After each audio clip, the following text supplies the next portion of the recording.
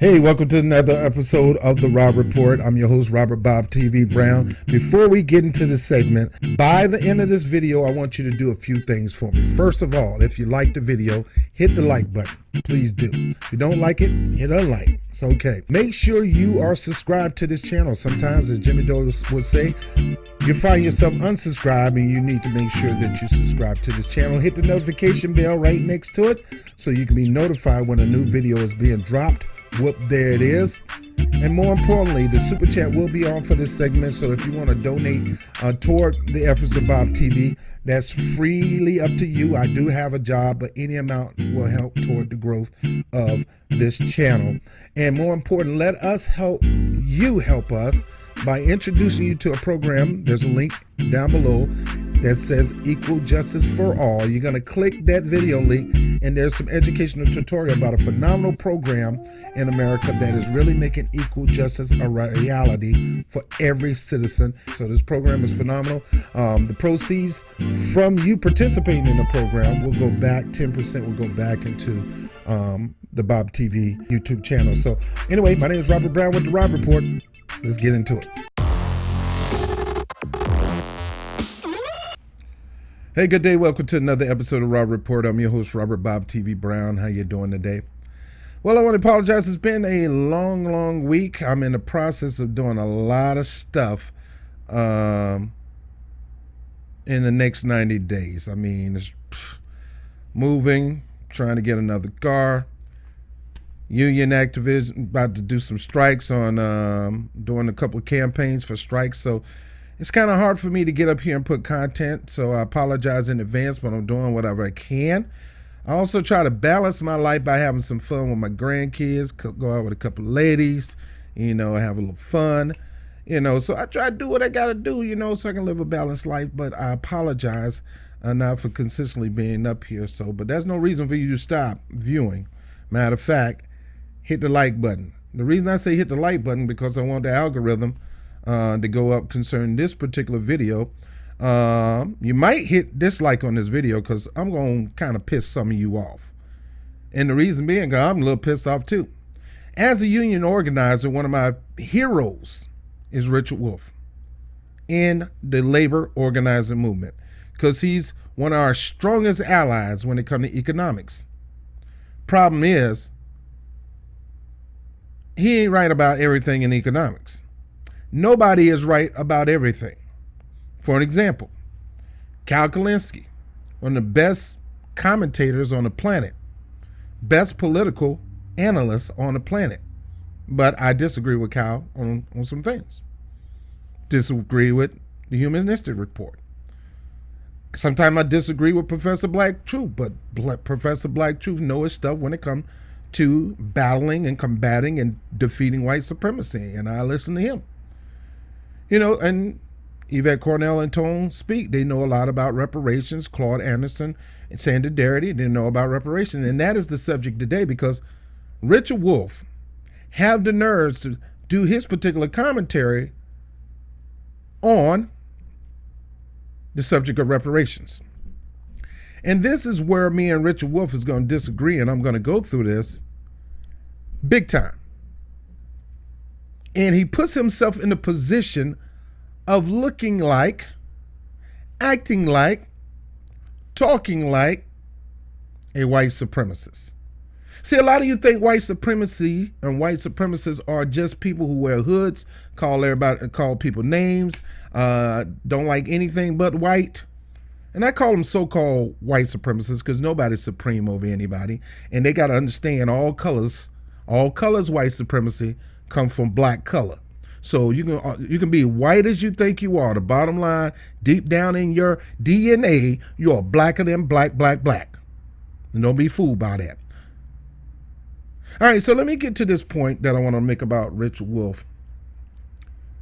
Anytime this is a agenda of white supremacists, so-called white supremacists, to get in the way of progress for anybody that's not white, to get in the way of progress of anybody that's not white. Right now, the black community, especially those who were brought here in chains from beyond their will, without no invitation. Brought here not by choice, not because they wanted to come to America and live a better life. Because I got a lot of my brothers and sisters, black brothers, who came as a result of that. And that's great. But when they come to ADOS, American Descendants of Slaves, we ain't asked to come here. Probably had a few that asked to come here as to do a little work, but not all of them. Now, my point is this. You already know what this whole thing about reparations is all about. The whole point of reparations is the black, American black that was brought here to build this country from the beginning to this very point right now has been shut out of true equality in America. Don't get me wrong. We got some equal rights. We got a whole lot of equal rights. But that is nothing when you are in survival mode because the wealth gap is too big between whites and black. And it should not be a gap, period. I understand. You know, you the champs. You got to take the title away from me. Nobody is trying to take white society's title in America. We just want to be in the same league. And right now, we're not in the same league. You continue to push us into the minors and not allow us to play in the majors. You continue to put us in the CFL and not put us in the NFL. The wealth gap is too high, and the only way to close that wealth gap is not home ownership program. That's a loan. You don't close a wealth gap with a loan because it has the potential to make the gap even bigger. Programs are not going to close the wealth gap because programs have nothing to do with the wealth gap. Sure, you can educate me, give me some free education, but that don't close the wealth gap because we got a lot of educated, well-educated bums out there. Winos. So that's not going to do it. The only way you're going to do it is by evening the playing field when it comes to the dollar amount that whites hold in the United States and Native American blacks. I'll say Native American blacks or American descendants of slaves, those who came here by force, by chains. Why do we deserve to close that gap? Why we deserve just as much wealth as white people do? It's because we helped build this country. You may have the blueprint, and oftentimes you didn't. We gave it to you. That blueprint of the whole Washington, D.C. was not done by white man hands. That was done by black men. And I can go on and on and on about the contributions of black society. I don't have time to do that. And yet we still didn't get none of the wealth as a result of it. Oftentimes we were brutalized and beat and swindled and conned by the colonizer, pretty much white people. Now, thanks to everybody working together as a community, things have changed. Whites, black, you name it, working together hand by hand as a community of Americans, things have changed. We have more equal rights, but it still has nothing to do with the dollar amount. And that's why I'm talking about Richard Wolff, because we're going to get into it. I'm just setting this up. This is crazy. There's no excuse for you not giving reparation. You can't say you don't have money. You're asking for education. You're asking for health care. You're asking for you're asking to have money to fix the environment. You're asking for all this money, but when it comes to black people getting what they need, a black agenda and reparation, you act like you don't have no money. But let me get into this. The bottom line, that gap need to be closed because you didn't just build America, white America, black America. Actually used the blood, sweat, turmoil, abuse, family separation, hogtied, beat up, tarred and feathered, raped, skinned alive, fed to alligators. I can go on and on and on, trying to make this country great. Yeah, you got people talking about they want to make America great again. That wasn't great. Oh, it was great for white America, but it wasn't great for anybody else in this country, especially American descendants of slaves. Well, let's listen to Richard Wolff as he talks about reparations. Let's start with reparations. The pressure here comes mostly from the African American community, and the argument runs roughly as follows. Unspeakable damage, including death, was visited upon the African American people who were forced, often against their will, to leave their native Africa and come to the United States. All right, so first of all, he said it was forced often against his will. Majority of it was against the will, Richard Wolff. But let's keep going. Let's keep going. States to serve entire lives as slaves, where they were badly treated, badly fed, separated family members from one another. You know the story of American slavery. And so the argument is they are owed reparations. They suffered, they lost, and they demand, many of those folks, a reparations. And I want to talk to you about that. All right, so here is Richard Wolff trying to address our demands on reparations. Another white man, and again, don't get me wrong, I'm not prejudiced, man. Look, I'm a lover of all people, but I'm not a lover of what all people do. And this right here is, he's going to begin to use Republican talking points, grandstanding, word salad on why we should not have reparations, why we need to just forget about the subject. And it pisses me off, man. It pisses me off. And I was about to sign up for a class for Richard Wolff in New York City, but bro, you don't want me to come to your class because you're liable to get cussed out. I will not be civil at all because this is a subject that's a subject of survival. And this ain't nothing we going to debate about it. I told you this, and I tell everybody in YouTube, I'm not debating you on this. You can come up with every excuse from the sun to not give it. The bottom line, it's owed and it need to be paid. The problem is we just need to figure out how to actually pay it. Not in what form we pay it, is how we distribute it. It should be cash payments. Think about the amount of cash money this country has made on the backs of black people. And you want to do everything but move away from cash payment. But let me keep going and let Richard keep running his mouth. Particularly the economics of it.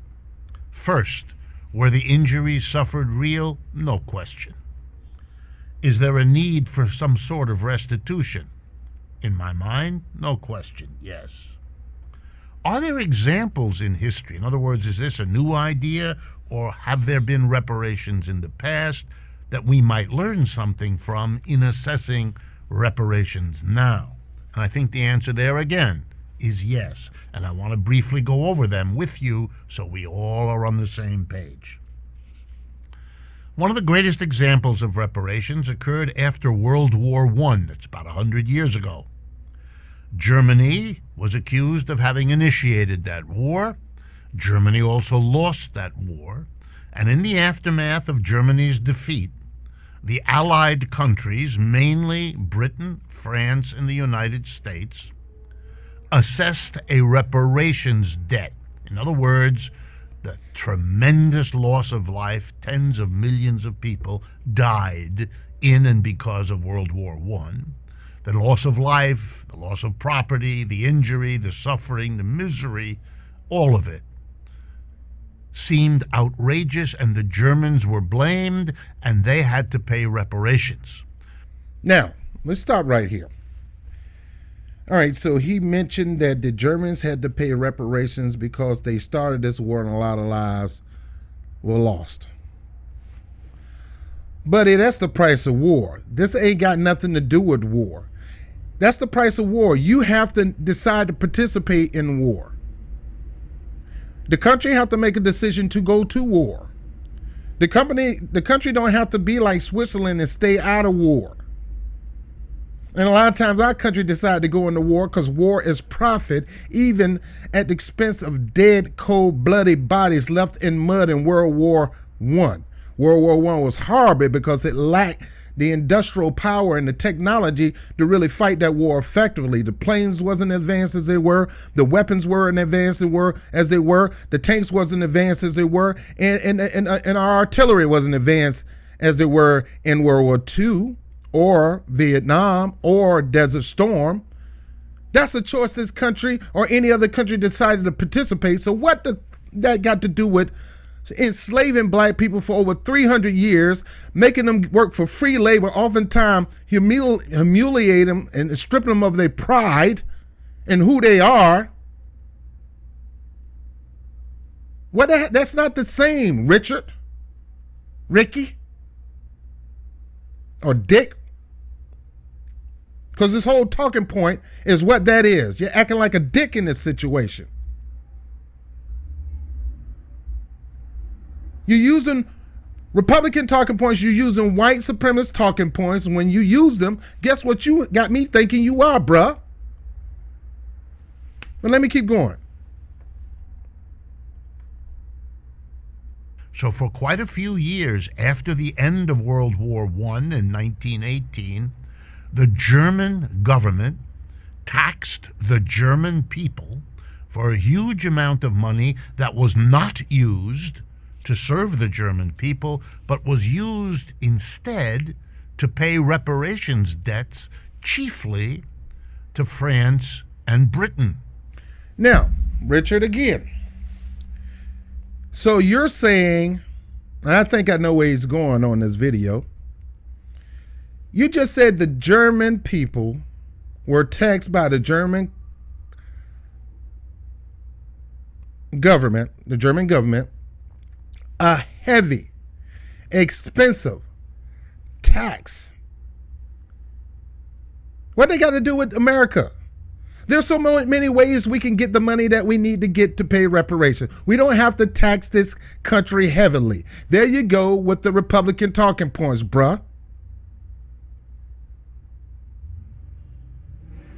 So the whole point he's going to make here is they taxed the government, the people heavily. The people rose up, and that birthed Hitler as a result of it. Reparations were the reason why Hitler existed and took over the country. You don't believe me? Watch this.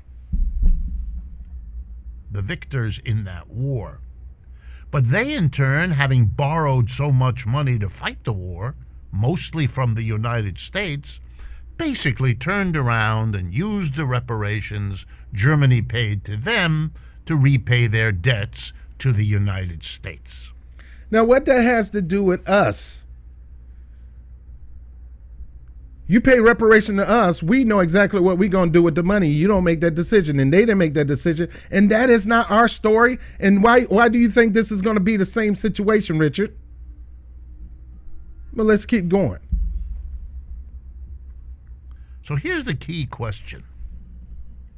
Was restitution made by that money being paid by the Germans to the British and French and ultimately to the Americans? I don't think so. All right, so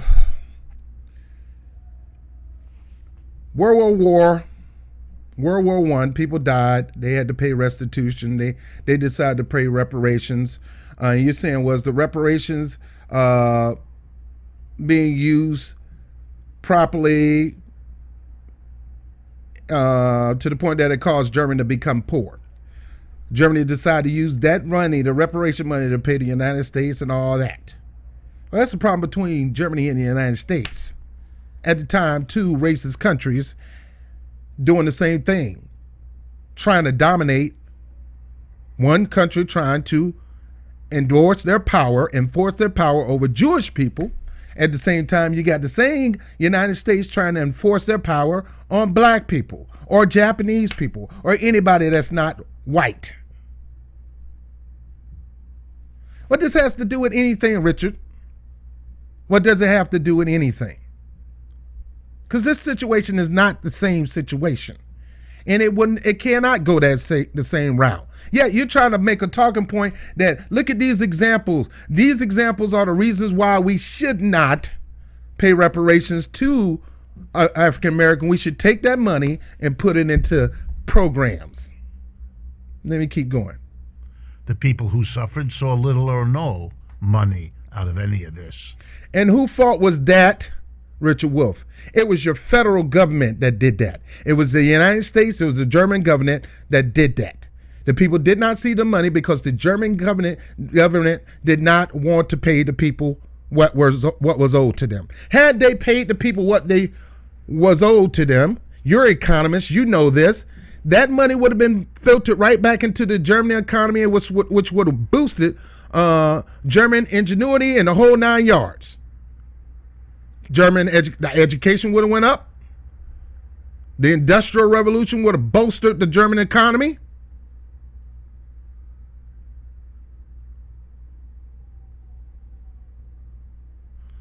So that's not a problem with the people who you're giving the money to. Had you gave the money to the people of Germany probably would have never rose up Hitler. It's evil people gonna always run for office, so you can't blame reparations for the birth of Hitler. You blame German economy going down the tank because the government were being greedy, knowing they had the money to pay it and then pay it. Kind of like our government. Well, let me keep going. Lots of banks did real well. Lots of government budgets were a little eased, mostly the Americans, as it happens, because of the money and the interest earned on their loans. But for the mass of people who suffered, not so much. Did this reparations serve to prevent another war? On the contrary, the Germans went right back to war a very few years later in World War. I can't with this dude, man. What does this have to do? Paying reparations had nothing to do with freaking war. War happened because people are greedy and want to take it all, including land and territory. That's going to happen whether you pay reparations or not. So this intelligent, I want to call him fool. He's foolish in this area. Who's foolish in this area? Want to use every excuse in the sun to try to motivate progressives, because that's mainly who listen to Richard Wolff, to not allow this reparation thing to stay in the forefront. They'll move it to the back. I'm not going to let that happen. I'm not going to ever let that happen. I'm not going to stop talking about this. I'm not going to stop promoting this. This have to happen. Just like a third party have to happen. Tired of these two parties. It's time to raise it. And any excuse that you got for not developing one is a dumb excuse. It's time. It'll never get done if you keep putting it to the side. There's no better time than the present. Now let me keep going. War II, which was as horrific in its way as World War I had been. So did reparations solve the problems of Europe? Not at all. Did reparations cause the problem of Europe, Richard Wolff? Not at all. Not at all. I'm trying to figure out where you're going with this, Doc. I got my Larry King background and everything up and cut. I'm trying to figure out where you're going with this, Doc. You're trying to use this talking point. This is my problem with you. This is my problem with Bernie Sanders. This is my problem with Kamala Harris. This is my problem with Trump. This is my problem with everybody that's trying to run from the issue. My problem with Tulsi Gabbard bucking and running. My problem with Elizabeth Warren running from the issue, literally running. Bernie Sanders trying to get Secret Service to stop this black man, move this black man out the way, move this Negro out the way. That's why I don't believe in political messiahs. Because you don't know their heart. You think you do.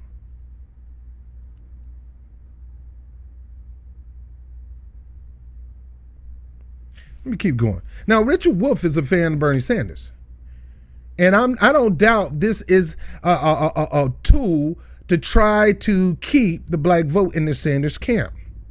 My mindset, if Sanders want to keep the black vote, he need to do the right thing and support black people, not with his mouth and not with his policies supposed to be. No, your policies support all America. That's fine. But there's still a wealth gap that need to be closed. And we still need to have that black agenda to close the wealth gap, brother. So we are not going to settle for a program that's going to help out all people. That's great, fine, and dandy, but we need to deal with something a little bit more urgent. But let me keep going. Here's another example of reparations. After World War II, the Holocaust that was visited on Jewish people, on gypsies, on homosexual people, on all kinds of folks, led to a reparations imposition, again on Germany, which was blamed, and in this case quite rightly, for many of these horrors. Now here we go. Richard Wolff going to invoke reparations and what happened to the Jews, what happened to the homosexuals. Come on, Richard Wolff. Come on, bruh. You have an evil man that believe only white pure blood should rule the land. This ain't got nothing to do with no freaking reparations, Doc. Stop with this BS, bruh. Stop it. And see, this is how I started to detach from people who I looked up to. Because when you find out at the end of the day, when it comes to something that's going to do something to lift up to a level of equality, real true equality, you start to see the real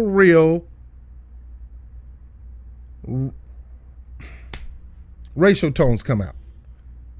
You start to see how the level of white supremacy. So white supremacy don't want to give up things. Oh, they want to keep their level of, we're still a little above. They don't want to ever be right here totally. Oh, we'll give you some equal rights here. We'll give you some equal rights there. But no. We still run this thing. We still run this show.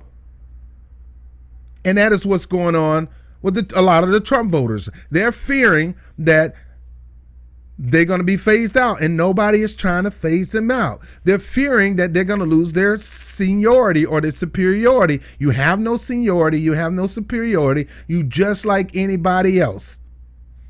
And they're coming up with rules and regulations to get rid of every minority because they want to continue to keep that strength and power, because it's already predicted that the majority of my white brothers and sisters will become a minority pretty soon.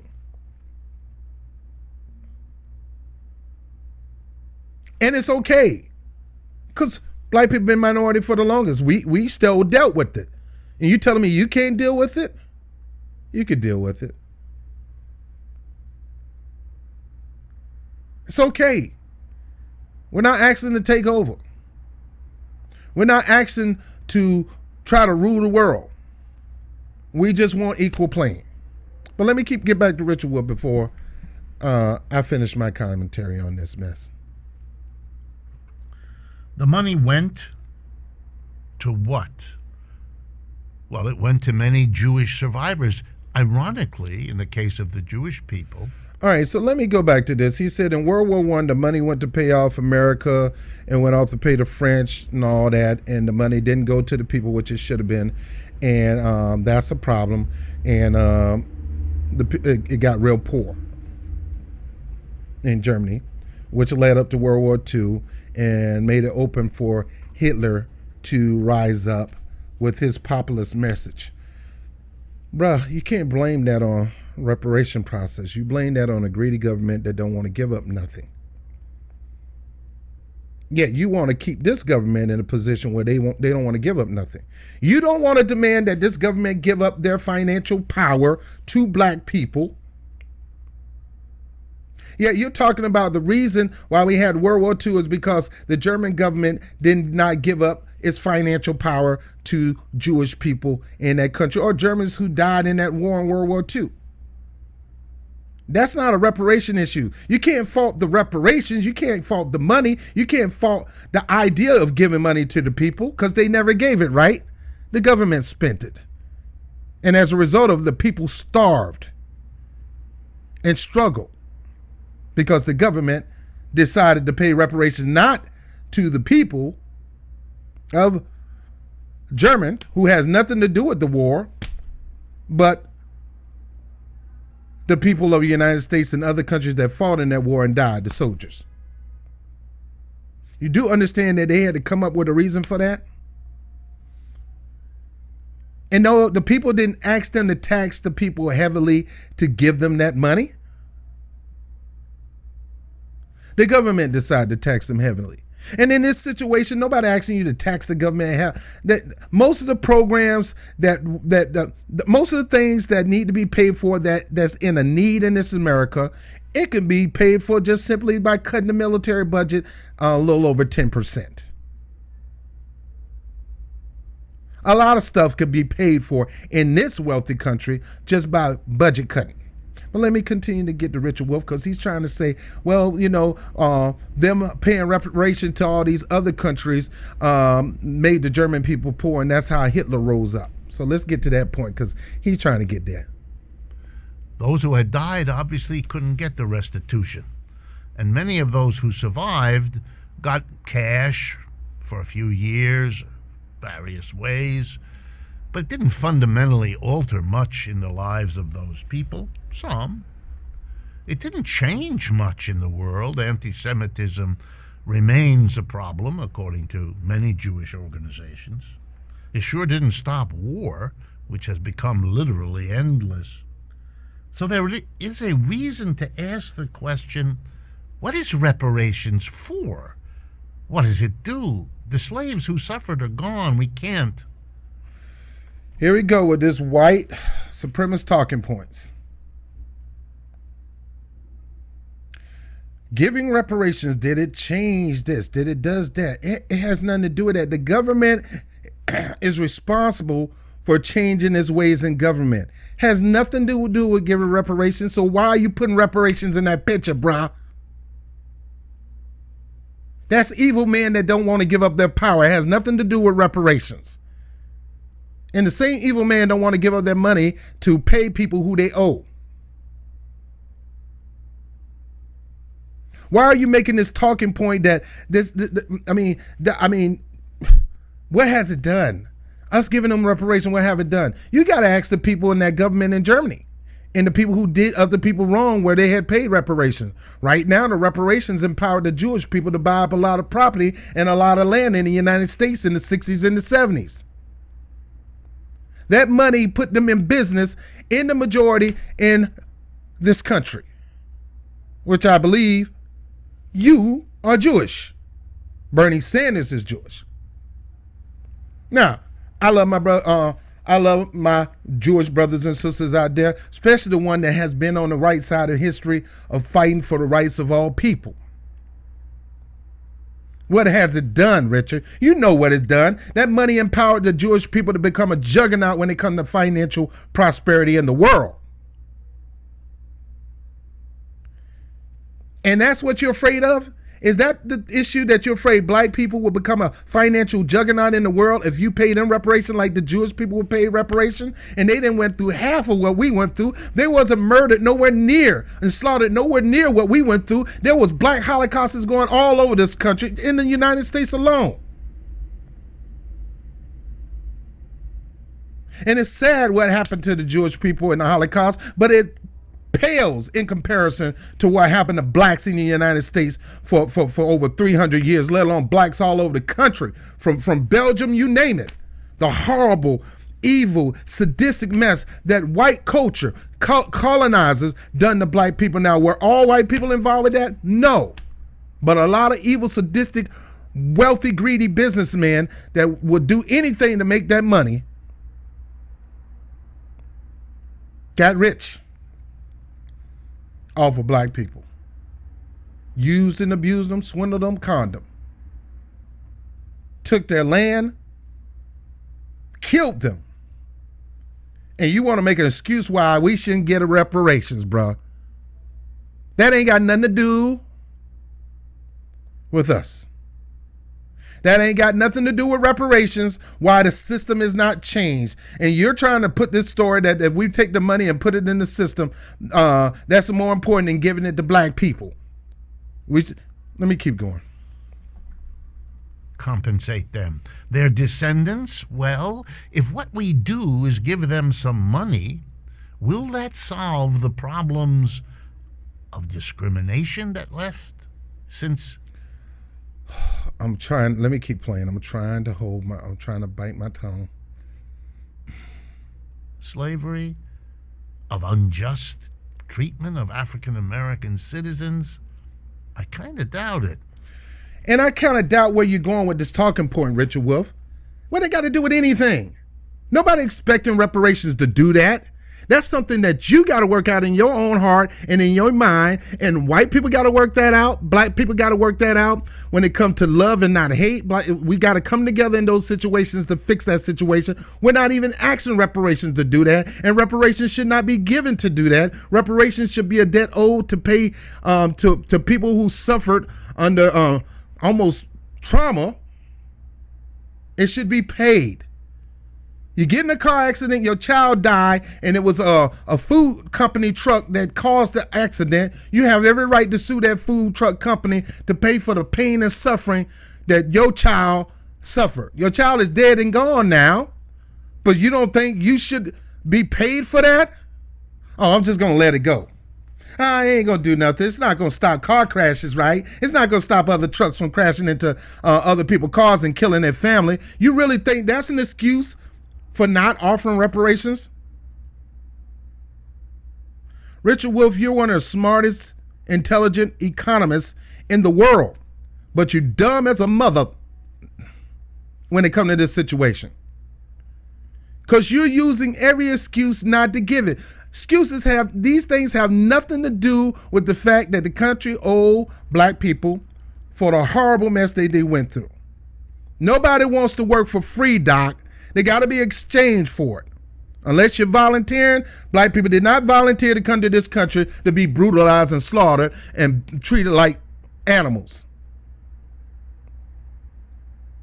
So you're doggone right. They need to be paid reparations and stop using these things as lame excuses for not paying it. Let's go back to these lame excuses Mr. Richard Wolff is using for black people not to pay reparations, for them not to pay black people reparations. African American citizens, of unjust treatment of African American citizens? I kind of doubt it.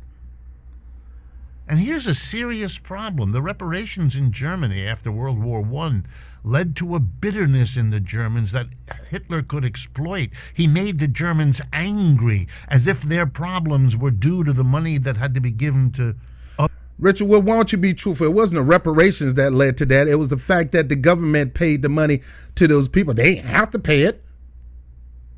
And they could have found other ways to pay it.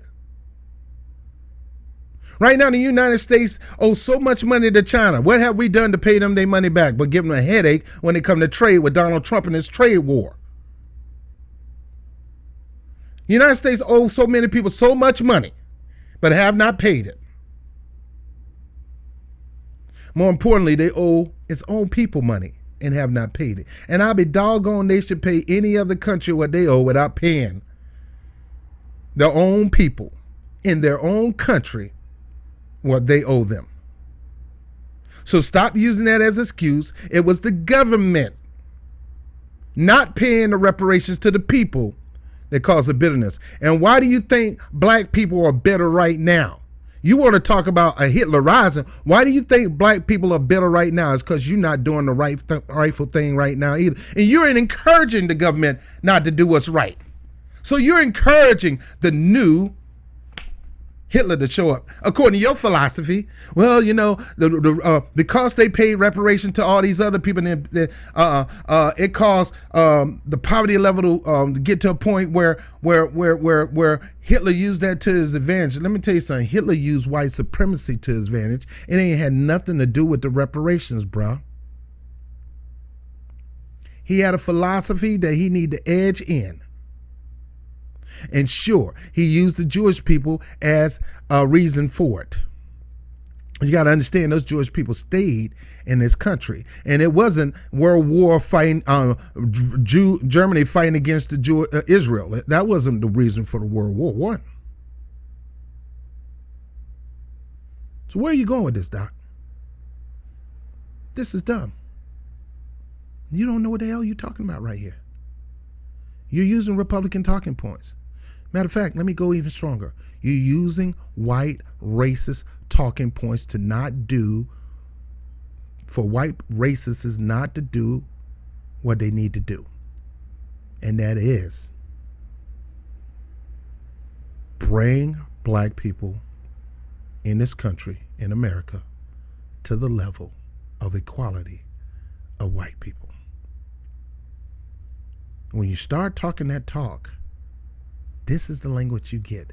Every excuse, every story, every analogy in the book for you not paying reparations to blacks. But let me keep going, because this is a long segment, because it goes over into him going into hypocrisy right after this. He goes into hypocrite mode right after this. Let's go. Others in reparations, which was never true. Their problems were much more systemic. And here that's a problem again. Isn't the money better used to fundamentally change a system that works this way? If we just distribute money, we haven't changed the system. So, Richard Wolff, your whole point was, can we just use this money, the money that we owe black people? Yeah, I know they suffered. I know they was, I know a lot of them was slaughtered and thrown in the pit. They call it the Devil Punch Bowl. I know we came in and burned down their thriving cities, which we gave them no money. To start off, we never gave them the 40 acres and the mule, so they had to scrap and scrape from almost nothing to build these prosperous neighborhoods. But we get jealous and we go burn it down, burn their banks, burn their barber shop down, their beverage companies there, we'll burn that down. We'll burn their church down. I know they went through all that. I know their parent kids were being raped by grown white men, their daughters, their boys being raped by grown men. I know they've been drugged down the street, dogs sicked on them. I know they was hanged. I mean, they would catch them walking down the street all alone and decide to make them their plaything and throw them in kill them after they were done with. I know we've done all that. But come on, shouldn't that money be used to fix the system? You know something? You can never fix this system with money, Richard Wolff. This system is a result of an evil mindset, and it's called white supremacy. And then you got black bootlicks who stand in the gap of white supremacy against those who see what it is and challenge it.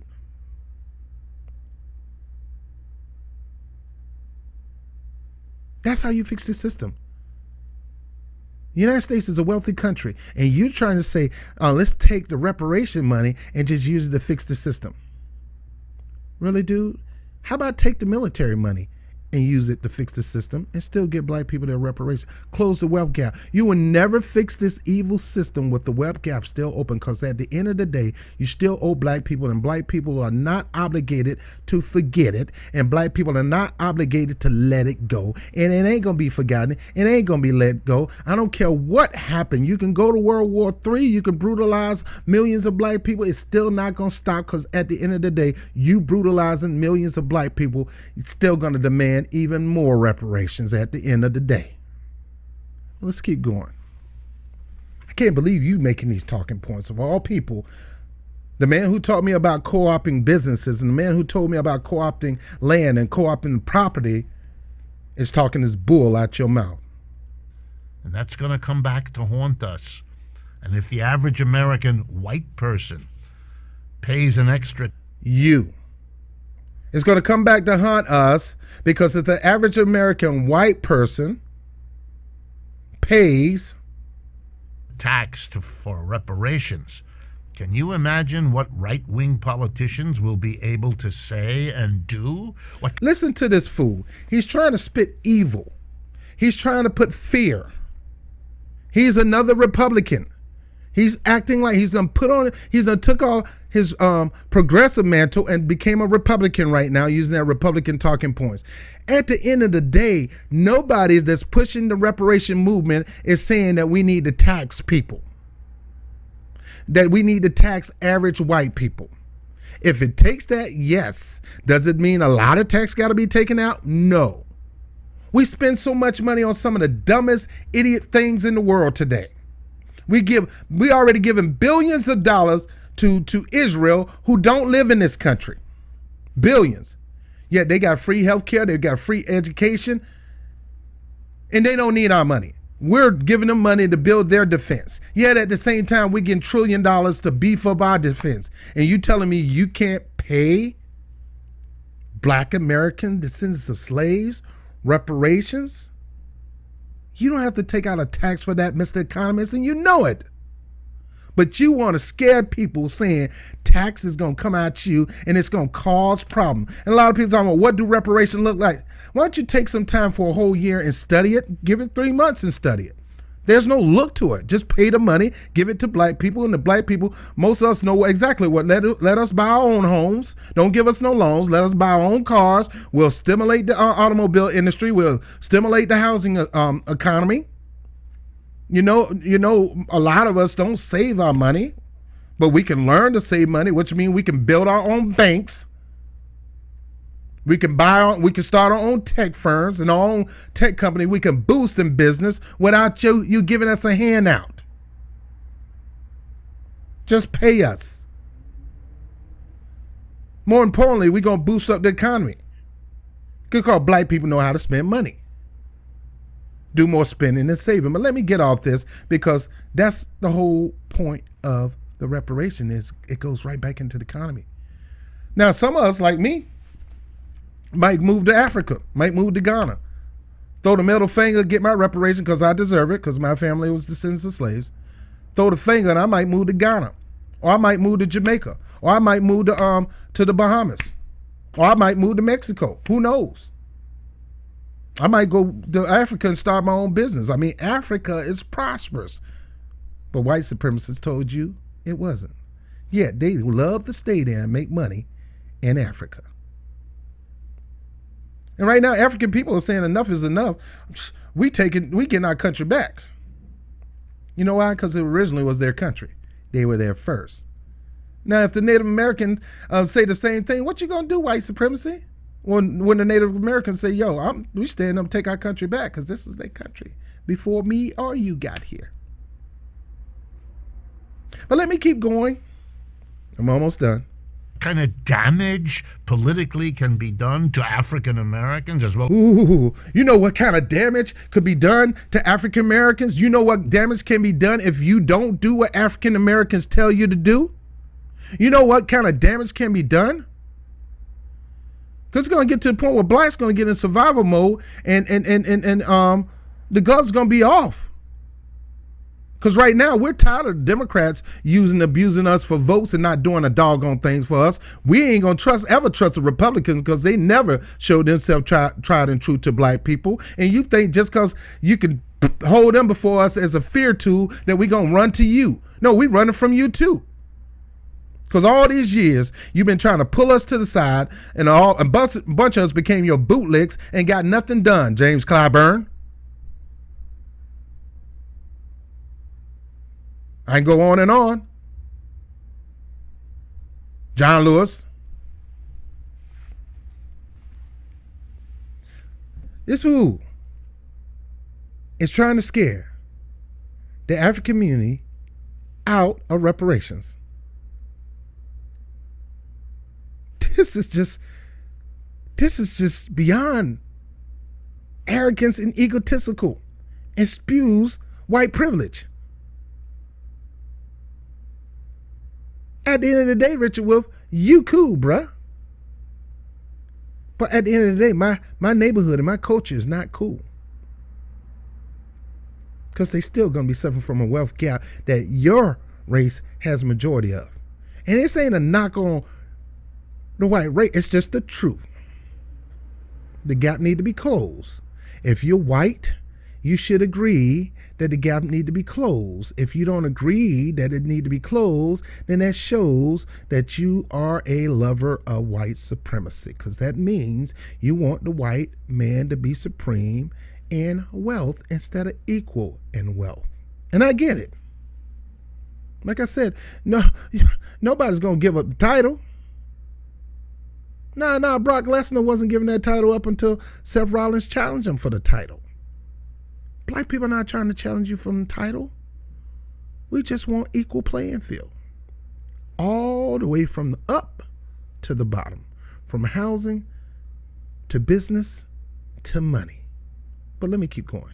Well, as everybody else, the system needs to be changed that produces these horrors. Now, I agree with him on that. The system needs to be changed that produces this horror. Remember, I go back to what's behind the system. Evil mindset. Most of it, I am supreme. Anybody else are underlings. We rule the world. Western civilization. White culture. Some of that stuff you hear from certain, local organizations.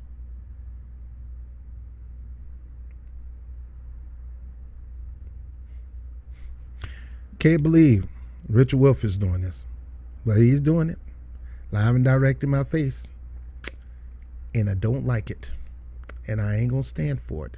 I am not. He's basically saying reparations is gonna cause a problem, which I hear other people say that too. I just disagree. And if it does, let it cause a problem.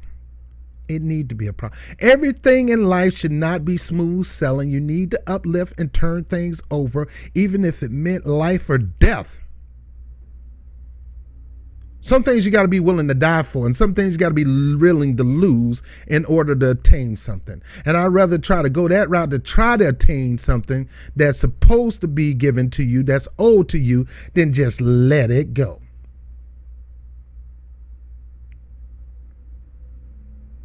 Now, should black people forgive the debt that white America owes them? In this case, this particular thing, we didn't ask. You knew you had a debt and you promised to pay it.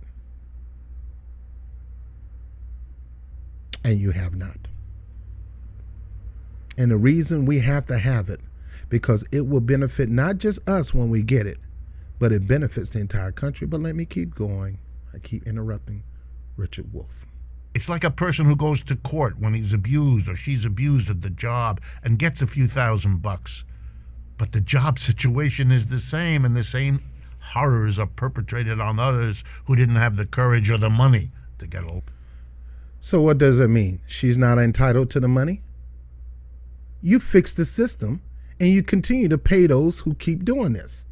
You can't fix people. People have to fix people. And the reason these systems are the way they are is because we got evil, sadistic people. And taking reparations money from black people and putting it into that system ain't going to help fix it, Doc. Because you can't fix an evil mindset with money. It's not, the system is not a tangible thing all the time. It's a mentality behind the operation of a system. Lawyer. Reparations opens a questions about a system, and that should not be brushed under the rug. Reparations open a question of a system that should not be broken under or swept on a rug. Yeah, but reparation isn't the cause of the system, and reparations is not the answer to fixing the system. So take reparations out of your solution and put it where it's supposed to be. A debt owed to black people. Anything got to do with the system ain't got nothing to do with reparations.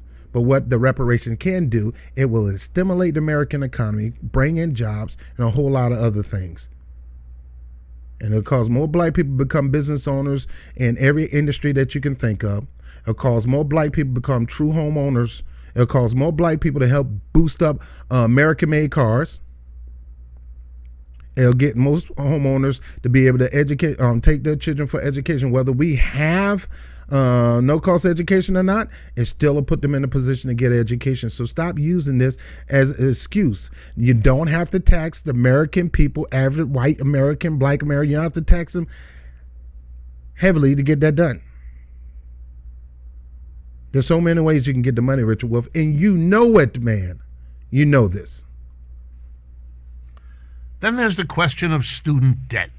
Now, here's where his hypocrisy comes in. Let's watch this. And here I want to talk in particular.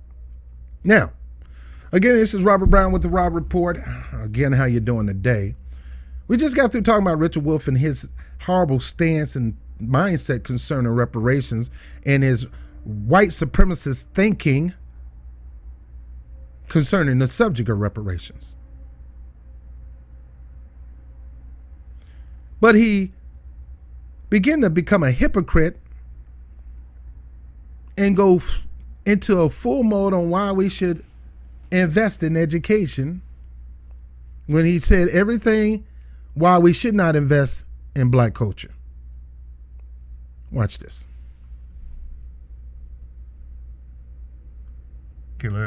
About the plan offered by Senator Bernie Sanders. It is the most ambitious. It has been signed on to by several others. Representative Ilhan Omar of Minnesota, Pramila Jayapal of Washington, and others are supporting it. It basically says... Now, let me stop here. All right, so Bernie Sanders had the bill to deal with education and healthcare.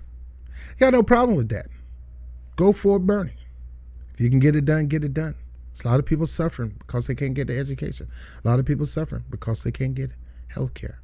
Has nothing to do with reparations, has nothing to do with the wealth gap. It's not going to help close the wealth gap. Not going to help, it's not going to do anything in concrete for black people in surviving in this country as American descendants of slaves. It's not going to close that wealth gap. Education is always good. Being healthy is always good. But the only thing that's going to close the wealth gap is wealth. And education can help you toward the road to wealth, but it doesn't give you wealth. There's a lot of uneducated people that got wealth. So it's not going to always do something about it. Being healthy. Keep you long enough, healthy enough to work and build your dream. But it doesn't close the wealth gap. So I am for those programs.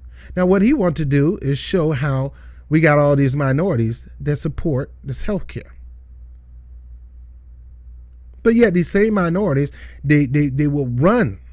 They will literally run from anybody asking about reparations because, number one, they don't benefit for it. Jayapal don't benefit for it. Omar don't benefit for it. Ayanna Pressley probably do. But what does she care? She's a senator now where she get free health care. And anytime she want to go to college, she can go for free. And anytime, and she'll always make money because she'll sit on some board. She gets a check for life as a senator and as a political leader. And she gets, she'll probably sit on some board after she get out of office and make $250,000 a year. But let's go into Richard Wolff hypocrisy because he's going to promote this bill and Bernie's. And like I said, I'm not mad at the bill. I'm not even mad at Bernie for coming up with the bill. I'm mad at Bernie for not focusing on coming up with a bill to deal with reparations, including cash payments, and show why the cash payment is one of the best ways to say how it will save this economy and boost up this economy and boost up jobs. But let me keep going.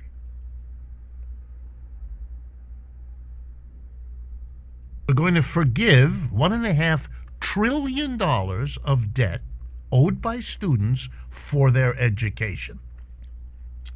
And it's going to be a bill that also helps Pell Grants for other kinds of expenses, particularly helps schools that have special needs, but fundamentally it erases student debt. The cost of this is estimated roughly at $2.2 trillion. It's a lot. All right, so here he talks about how we need to take the money and put it into the system. and how reparations, if you give it to people, it's not going to change the system. And now here we are talking about if you forgive debt and start to finance from afresh education, and it's going to cost $2 trillion. That is going to go into the system. Tell me something, Mr. Richard Wolff. You getting $2 trillion, pouring it into eliminating debt, which I am all for eliminating debt, and pouring it into education. Will that change the system? No. It will not change the system, because the bottom line, the system is still having mental issues, mental problem. You're still going to have white supremacists trying to dominate. Will it close the wealth gap, you doing this? No. Will it continue to leave black people far behind? Yes, because equality, bringing everybody up at the same level, does not affect those who are already higher up. How about bring those who are higher up down to the level of everybody else, then move it up?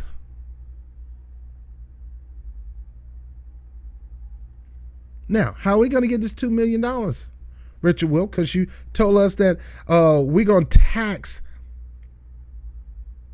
people heavily. We would have to tax average Americans, including white Americans, heavily to pay for reparations, which you don't. It's a lie. And it's going to cause a frenzy in America, and it's going to cause turmoil, and whoever promotes that going to not get elected. And it's going to cause tension in America. Okay, so let's see what this is going to do. The money. And Mr. Sanders and his co-signers of the proposed bill propose that it be paid for by a tax on Wall Street speculation.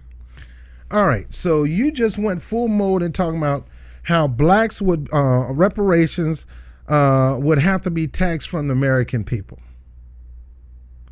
But you talk about no-cost health care, no-cost education, student debt cancellation, which I am all for, that it'll pay for itself through Wall Street tax speculation.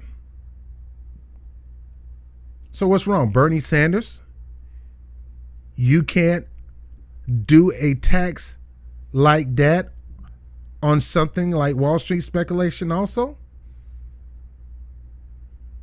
I mean, Elizabeth Warren got a I think less than 10-cent tax on anybody on every dollar made by a wealthy person over 10 million, I believe. And it will generate all this money to deal with student loan debt then. So how about you both combine that? One of you focus on, in the same cabinet, if you guys win, one of you focus on taking your idea to pay for education, the other idea that you have to pay for healthcare, but take that other idea, for example, Elizabeth Warren, wealth tax off wealthy people to black people who didn't get the benefit off the wealth of America like these wealthy white people does. And guess what? You know who else is going to pay that same tax? Black people who are that wealthy. They owe to people who didn't make it as lucky as them. And this will benefit. And what I'm saying is there's all kind of ways to pay for these programs, man. It doesn't have to come out of the pockets of American people. And Richard Wolff ought to be ashamed of his doggone self, trying to scare black people and scare white people and thinking reparations going to be taken out of the butt of average American people, and it's going to cause a frenzy and cause division in the country. Dude, it don't have to. There's so many ways we can pay for this stuff. So many freaking ways. And you got the nerves to stir up hysteria and fear and anxiety by you saying that bull crap out of your mouth. Yeah, I'm saying this to something I'm saying this to somebody I used to look up as a hero, but I'm not disappointed when people who I love and who I look up to disappoint me. Yet, I'm not going to be such a fanboy that I'm not going to challenge them. I'm not a fanboy.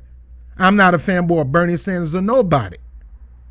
You're wrong, you're wrong. And if I feel you're wrong, I'm going to say something. Just like when I'm wrong, people challenge me on it. And oftentimes they're right. Sometimes So he's still wrong. But I admit when I'm right. And in this situation, Richard Wolff is going full hypocrite, talking crap out of his mouth. You're for this program for Bernie Sanders, and you think it's a good idea for him to do Wall Street speculation, taxing people for Wall Street speculation. Yeah, at the same time, there's so many other programs and so many ideas from other people running for office. You can't take one of those ideas and implement those ideas in your cabinet to pay reparations and cash for them. Get out of here with this stuff. But let me keep going. That is, the money is to come from a specific part of our economy. The richest people, the richest banks, the richest stock operators are going to have to pay a tax based. So it'll be coming from the banks, it'll be coming from the richest people. They're going to have to pay a tax. So what's the difference between rich people paying the tax for student loan debt, but rich people can't pay the tax for getting wealthy by coming in this country, and it was black people that helped them achieve this American dream? You got to understand, a lot of people did not come to this country just for the American dream. It was black people working under the brutal tyranny of white people that made this country prosperous and made it an idea, made it the American dream, made it an inspiration for people all over the world to come into this country to prosper. My dad came here with $10 in his pockets. Now he's a millionaire. You hear the stories. My dad had no money, holes in his pocket, and now he owns 14 cab companies. You heard the stories. Only in America people came over here to do that, and that's great. That's fine. That's beautiful. But that country did not get to that point of wealth. It didn't get to that point of idea. It didn't become that dream unless it happened on the backs of blacks. It happened in what we call the American nightmare of slavery and Jim Crow. And you don't think the wealthy who prospered off the American dream should not pay reparations to those who suffered the American nightmare to help them achieve that American dream? It has to happen. Based on their revenue from serving the stock market and the players in it. So my first comment as an economist answers the question, is this a feasible way of going about the problem? There, the answer is an unqualified yes, of course. Is this doable? Yes. Would it solve the problem? Absolutely. Look. No, it won't solve the problem. Is it doable for black people? Yes. Can it be done? Yes. Is it feasible? Yes. Will it solve the problem? No, it will not solve the problem, because at the end of the day, you can have an educated workforce with no debt, but yet the wealth gap still isn't closed. You looking at the system, we're looking for the fact that black people will not survive as long as that wealth gap keep getting bigger and bigger and bigger, and fixing the system through education is not going to do that. Education is great, and it will give you the mindset and ability and intellect to get this done. But you got to understand, Richard Wolff, a lot of people with intellect don't have common sense. Some of them dumb as a sock. Now, I would like to say I got some form of education, but I'm not where I want to be. And it's not just because of the system. You got to understand, the system is not it's not about the tangible operation of America. It's the people that is running this country. Let me keep going. Let's take a look. One of the questions raised about it is, oh my goodness, this is going to impact the economy because money that is now in the hands of stockbrokers and bankers and all of the people who speculate on Wall Street, they won't have this money. Yes, that's true. They won't. Mm-hmm. But on the other hand, 50 to 100 million Americans who have no longer a student debt problem will be able to use the money they used to pay in their regular monthly payments on student debt to buy goods and services. Now, I agree with Richard Wolff on this one. You limited student debt. They don't have to take that extra money that they're going to pay forever to pay for that student loan. I agree with it. It will close the wealth gap. Maybe a couple percentages. But not enough. Nowhere near enough. Richard Wolff is not going to close the wealth gap. But how about, yeah, I agree with you. Do that. Because it will help some black people. But at the end of the day, the wealth gap is not closed. That has nothing, canceling student debt is not going to close the wealth gap between blacks and whites. Because at the same time, more white people, it's still the same, bruh. It's still the same.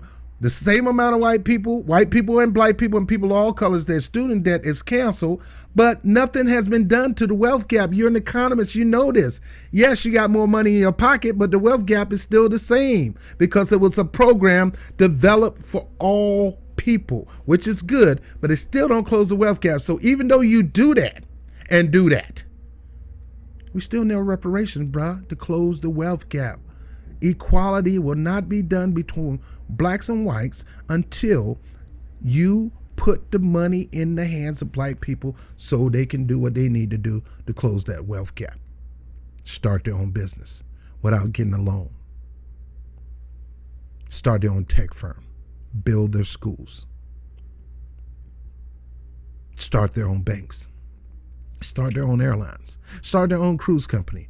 Money in our hand, not as a loan, but as a debt paid to us. You can cancel a student debt. We ain't letting you cancel this thing right here. So you can cancel student debt and it will free up a lot of capital in the black community, but yet at the same time, it'll free up a lot of capital in the white community. And it will help us invest and do things like that with the money, buy a home or whatever. But the bottom line, it still ain't closing the wealth gap. Why? Because white people got the same thing as black people got with that policy, which means nothing moved. The gap didn't get closed, but let me keep going. So the loss to one part of the economy is offset by the gain to another part. This is simple economics. All right, and yes, it's simple economics. So the loss of one part of the economy, taxing Wall Street speculation, cutting the military budget, because healthcare can be paid just by shaving off a little bit off the military budget. Reparation can be taken care of by shaving a little more off the military budget. We really ain't at war, so why are we spending trillions in the military when we could be spending this and closing the wealth gap for blacks and paying for healthcare, education, things like that, where blacks don't have to spend most of their money on debt for healthcare, debt for school, and things like that. They can spend their money in the economy, or they can build business, or they can buy land, or whatever. Just doing the same thing that most white people do. But right now, we're not in a position to do that because we don't have the dollar amount that white society have. So the money is offset. I agree with you. If you put the money in black people's hand, they're going to do the same thing in this situation. They're going to do the same thing. They're going to put that money back into the economy. It's going to bolster up our economy, and it's going to make America richer. But let me continue to listen to your excuses for funding the other programs, but not giving reparations. And ought not to be forgotten. Here's another way of saying the same thing. You're taking away money from the top, so it doesn't trickle down. But you're giving an economic boost to the average American who has a student debt. And that's money going to be spent by that person no longer on paying that debt, but on buying goods and services. That's money you might call trickling up. And the trickle up offsets the trickle down. And the same thing with going with paying reparations, Mr. Dick, Richie Rich. You give the money to American descendants of slavery. We ain't going nowhere. Most of us are not going to go venture off to Africa. I would. Most of us are not going to invest in Africa. I would. And even if I did invest in Africa, I will invest in this country too.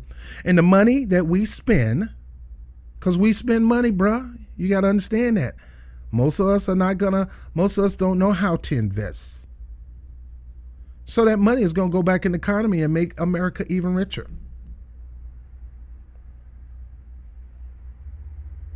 And yes, there could be some let us spend the money how we want to spend it. It's just going to help America. It's our money anyway. Who are you to tell us how to spend it? And who are you to assume that we don't know how to spend it? Who are you to assume that we're not going to do what you do with your money? Because that's what white supremacy have you thinking. Nah, they're going to spend it on weed. Do you know more white people smoke weed than blacks? Oh, they're going to spend it on drugs. You know more white people use drugs than just as much as blacks. They just don't do the time. Oh, they just going to spend it here and spend it there just like any other culture would do. It's going to be the same. Matter of fact, probably a little less. The bottom line, the money will go back into the economy, Richard Wolff, and it will bolster the economy if you give blacks their reparation and stop making every excuse in the book not to give it to it. Start trying to use fear. Right now, the same talking point that you said that's going to cause Republicans to go in an uproar, they saying that about free programs, healthcare, education, housing. They saying the same thing, bro. So what's the difference? What's the difference? Let me keep going. I'm almost done. So if you want to argue about the student debt, let's be honest.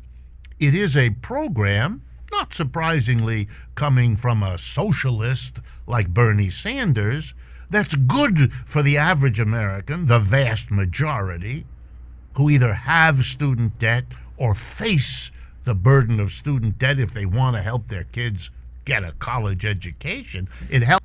So he's only wanting to support something that's helpful for all Americans, the average American. That's what it's all about with them. But Richard Wolff, bro, you forgot the whole point of this. You are showing that you don't give a crap about black society.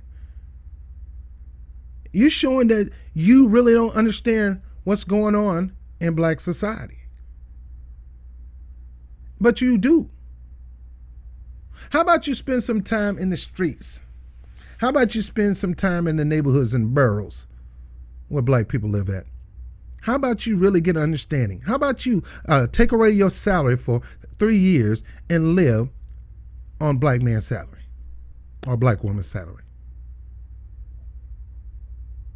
How about you try to be like Eddie Murphy on that skit where he put on the white face? How about you doing the reverse, become a black man for about a year and try to go out and get loans? See, that's the system. And you don't have to tax to change the system. You can pass laws to change the system. Reparations ain't got nothing to do with that, bro. Well, we don't get the politicians in office, then we can't change the laws. Then there you go. Because the whole point of this whole movement of ADOS is until you give us reparations, you're not going to get the black vote, and you need our black vote to get things done. And like I said, I'd rather die for something that we deserve than live ignoring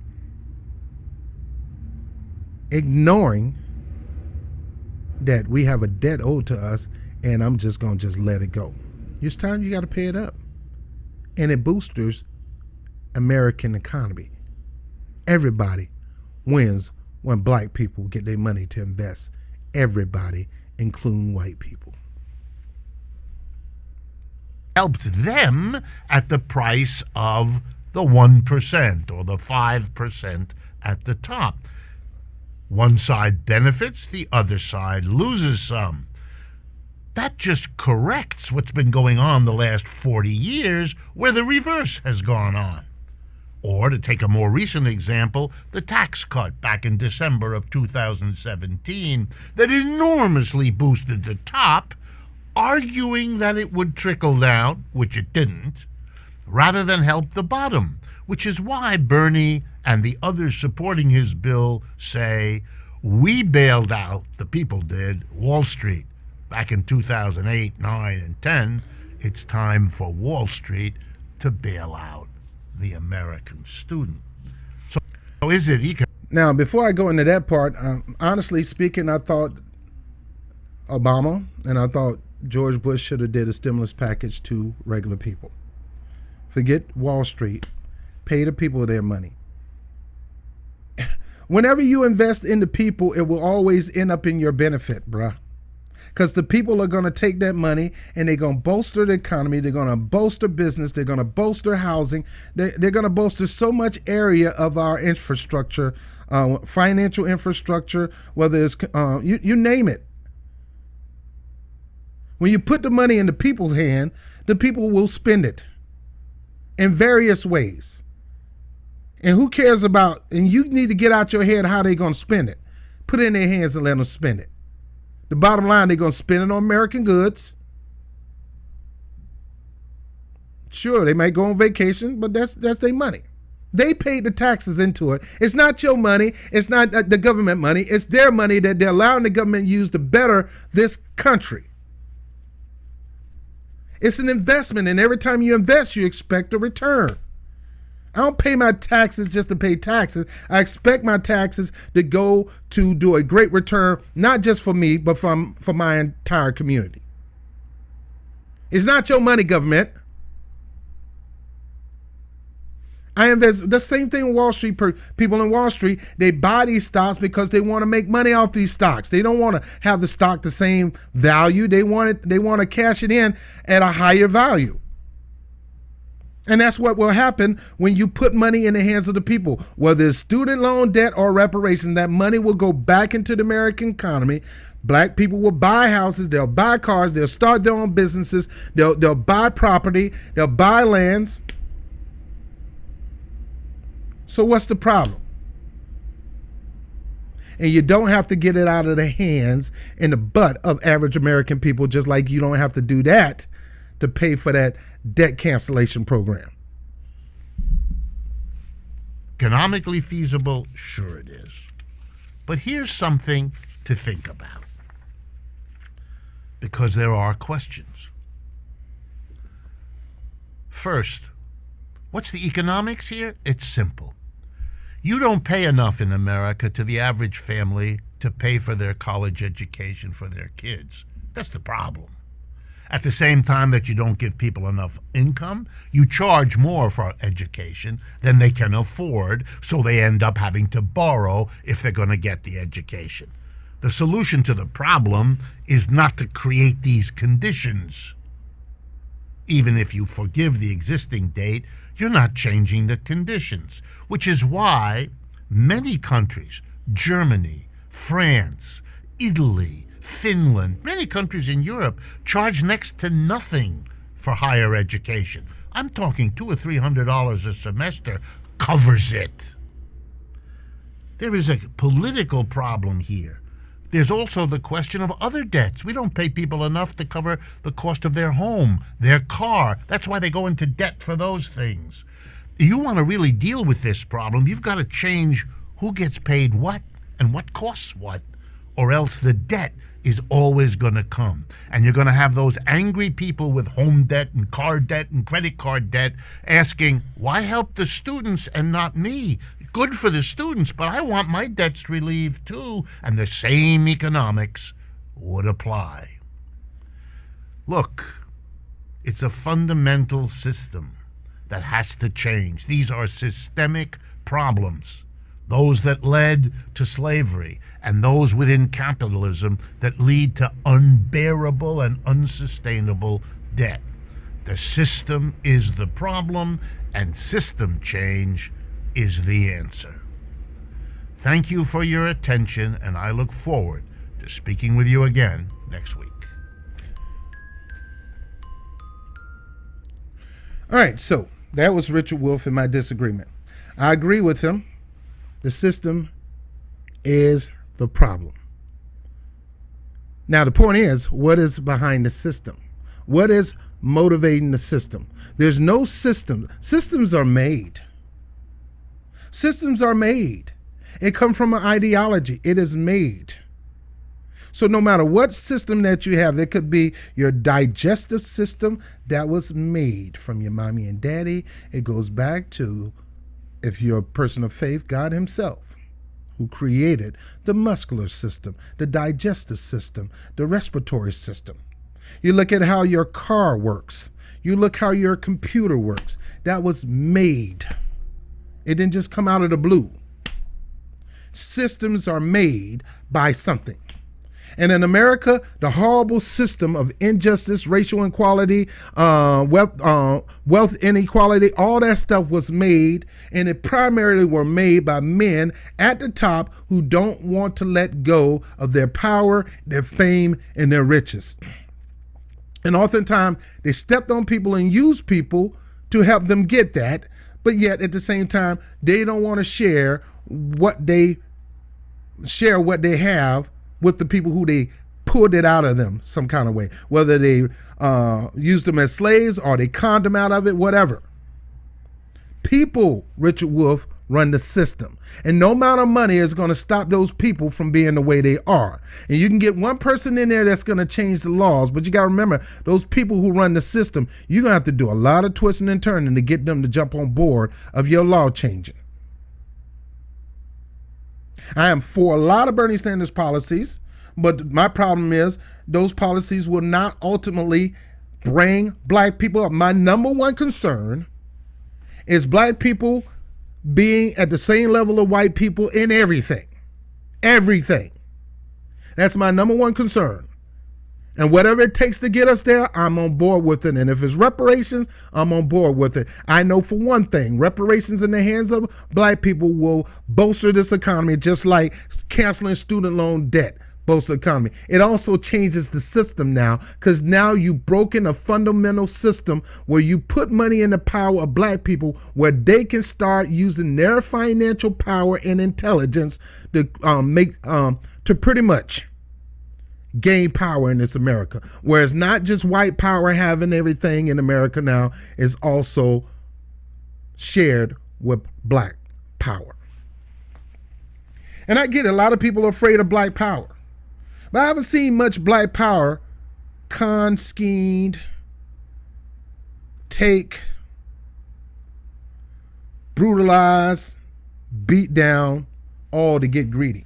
I mean, we people just like everybody else, and we have mindsets like everybody else, and we could be twisted into thinking evil just like anybody else.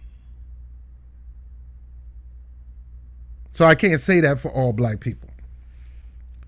But it still negates the fact that this country was built on the backs of black people.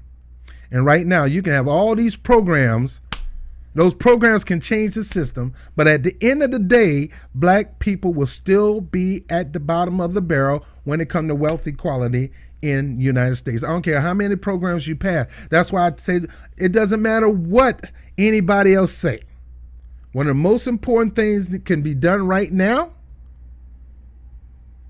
is reparation toward black people and the black agenda. Separate from any other policies. The other policies are fine in my book. The other policies will do a lot when it comes to equality. But my whole spiel is this: black people need to be brought up to the same level of wealth white people in everything. And when you got that same level, all these other programs that's coming will actually keep us at the same level. There will be actual same level policies. But as long as the wealth gap isn't closed, sure, we may be at the same level when it comes to going in the hospital and getting health care, getting checkups. Sure, we may be able to go sign up to be in the school. Sure, the system changed in that. Sure, I may be able to get my student debts canceled. I may be able to get a good education. I may be able to get affordable housing. But at the end of the day, there's more white people that own more mansions, own more businesses, run more tech firms, building them from the bottom up. They're able to get money from a previous parent or grandparent who had an inheritance for them, a nest egg. There's more white people that are able to inherit a couple of homes from their mama or their daddy or their grandparents and keep it in the family. The wealth gap is still going to exist, Richard, and none of those programs are going to close that. That's why I will continue to say, fix that issue first. Make that on your make that a major policy plank on your platform. Or you going to lose the black vote, because black people are educated now about this, and they seeing how the Democratic Party has used and abused them, and they're not going to let them do that again this year. Even in the face of Trump, they're not going to let them do it. So my thing is, if you want to win in this election, you better get with the black community real quick and get a reparations bill, or get a reparation in your platform, and get with the people who are experts in that area and learn about the distribution of it and how it should be distributed. Get with them. Put it in your policy. Make it tangible for people to read it, just like you made the debt cancellation tangible, just like you made the policy for no-cost health care tangible, just like you made the policy for housing. Just like you made any of your policies on your policy plank, you should have a platform plank dealing with inequality in wealth for blacks and whites, with reparations leading that forefront, and a black agenda. Just like you got a bill for criminal justice reform, you need to have one when it comes to distributing reparations to black people in the form of cash payment, and how it's going to be paid for. No, Richard Wolff, it don't have to be taken out of the butts of average American people. We can take it out of the military. We can take it out of Wall Street. There's so many ways we can pay for it. I've always been a fan of Richard Wolff, and he knows a lot in a lot of areas of economics. I learned a lot from this guy. But that don't mean he ain't wrong when he's wrong. And that don't mean I'm just going to let him come up with every excuses to try to discourage blacks from supporting reparations and whites from supporting reparations. It don't mean I'm not going to call out his cockamamie bullcrap excuse on the Germans and the German people will upset at Russia because they pay reparations to America. You don't call that reparations. If we finance them, they owe us money. That's called a payback. And whatever excuse under the sun he just talked about, we're not buying it, Richard Wolff. There's no excuses. Pay the reparations. Cut the check. Cut the check. How? There's many programs out here you can cut, Doc. Many programs. It's time for black people to come up and well. How about let the black people own buildings where when you do come out with the home ownership program, that money could be going to those people who own those buildings or own those homes. Let black people take that reparation money and become property developers and construction companies and things like that, so we can build powerful businesses where we can help build the next phase of government homes or affordable homes. Let black people be able to take place in that. Because when the Jews got their money, they took their money and they invested in America in those same areas. But do you want black people to do that, or do you not? Anyway, I'm Robert Brown with the Rob Report. I disagree with you wholly, Richard Wolff. In this area, you seem to look a little white supremacist, bruh. Because you spit off white supremacist talking points. You spit off Republican talking points like you're a Republican, bruh. And last but not least, always remember this, folks. Anytime somebody use any tool, any talking point, any strategy to block black people from progressing, that's bottom line white supremacy. He may not look it, he may not talk it, but that is the mentality of a white supremacist. Is Richard Wolff a white supremacist? When it comes to this situation, he's white as they come. I'm Robert Brown with the Rob Report. I'll holler at you later, and I know you hate me, but I always will tell you what I believe is the truth. And I believe Richard Wolff don't know what the hell he's talking about when it comes to reparations. And instead of running his mouth acting like he's the smartest economist in the world, always be a student, Richard Wolff.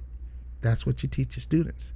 No matter how big your head can be in economy, as an economist, you can always learn from other people who are economists too. So why don't you be quiet and get with Solidarity and get with Claude Anderson and work this out and stop spinning this bull. And the next time you put it up here again, I'm going to call it out again.